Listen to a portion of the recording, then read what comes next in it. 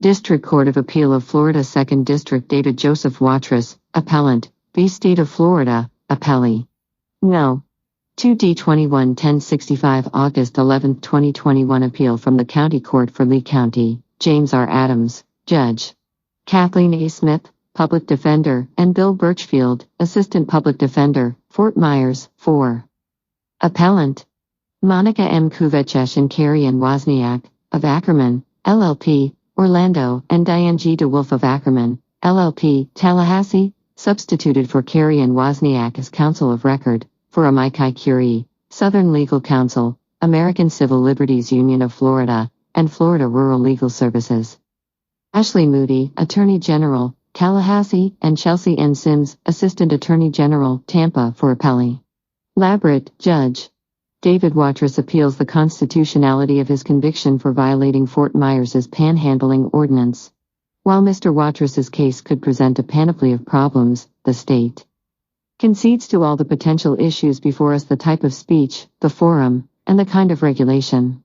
As a result, this case turns on whether the state can overcome strict scrutiny. But the state concedes, and we agree that it cannot overcome such scrutiny. Because we conclude that the county court erred in denying Mr. WATROUS's motion to dismiss, we reverse his conviction and sentence.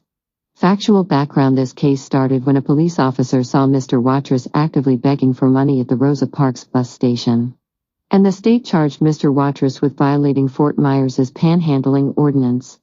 See Fort Myers, Florida, Fort Myers City Code. Ph. 54, Section 54 to 297 2019. Mr. WATROUS moved to dismiss that charge, arguing that it violated the First Amendment of the United States Constitution. The trial court held a hearing where the parties disputed the constitutionality of the ordinance. In an order that followed, the trial court denied the motion, finding that the ordinance was a content-neutral regulation of a traditional public forum that passed intermediate scrutiny. Analysis: we review a trial court's determination of the constitutionality of a statute or ordinance de novo. State B. Hosty, 944 So. 2D 255, 259, Florida 2006. While there are several factors that can alter the course of a First Amendment analysis, type of speech, forum, etc., the parties agree that Mr. WATROUS was charged for violating a content-based regulation of protected speech in a traditional public forum. See, for example, Schmider v. State, 103 So.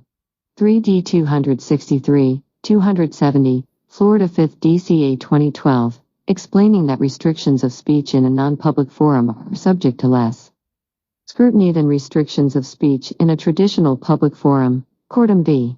Sink 54 So.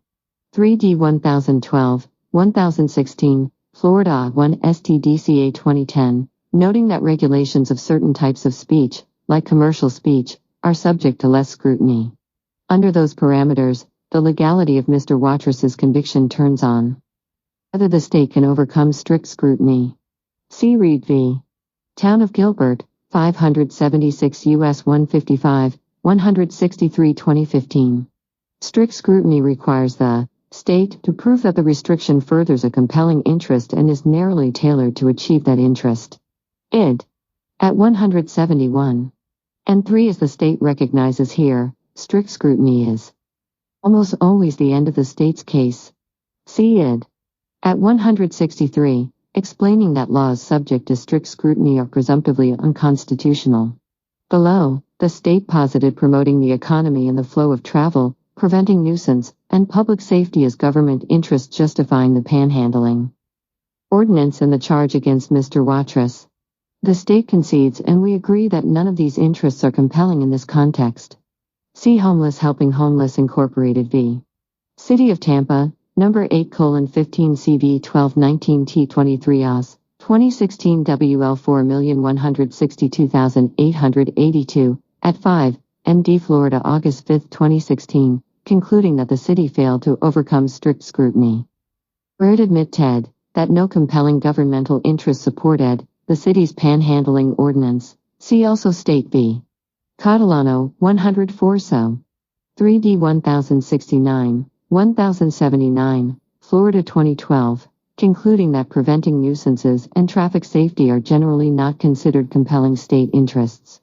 Likewise, Mr.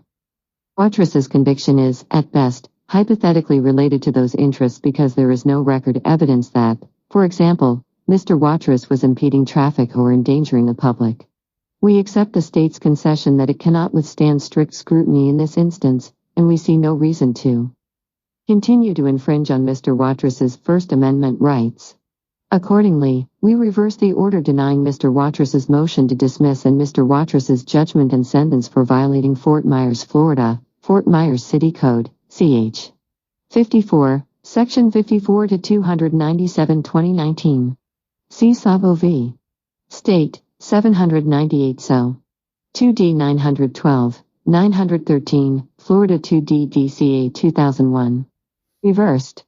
Kelly and Rothstein Joachim, J.J., concur. Opinion subject to revision prior to official publication.